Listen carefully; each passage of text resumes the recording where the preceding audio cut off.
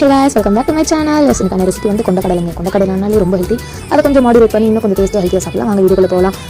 கொண்டக்கடலை வந்து நான் நைட்டு ஊற போட்டு நெக்ஸ்ட் டே வந்து வைக்கும்போது விசில் வைக்கும்போது ஒரு டேபிள் ஸ்பூன் உப்பு, அதுக்கப்புறம் கொஞ்சம் பெருங்காயம் போட்டு ஒரு 6 விசில் வந்து 6 to 5 விசில்ஸ். பேனில் 2 டேபிள் ஸ்பூன் ஆயில் போட்டு ஒரு டேபிள் ஸ்பூன் வந்து கடுகு போட்டதுக்கப்புறமா ஒரு டேபிள் ஸ்பூன் உளுந்து போட்டுக்கோங்க. அதுக்கப்புறமா கொஞ்சோண்டு கருவேப்பிலை வந்து நல்லா சாப் பண்ணி போட்டுருக்கேன். அதுக்கப்புறமா 2 காஞ்ச மிளகா போட்டுக்கோங்க. அதையும் போட்டதுக்கப்புறமா சின்ன துண்டு, ரொம்ப சின்ன துண்டு இஞ்சி வந்து நான் துருவி ஆட் பண்ணதுக்கப்புறமா ஒரு டேபிள் ஸ்பூன் காஷ்மீர் மிளகா, ஒரு டேபிள் ஸ்பூன் உப்பு, அதுக்கப்புறமா ஃபைனாக சாப் பண்ணி வச்சா கொத்தமல்லி போட்டு மிக்ஸ் பண்ணதுக்கப்புறமா நம்ம வேக வச்ச சுண்டல் போட்டு மிக்ஸ் பண்ணிடலாம் நல்லா.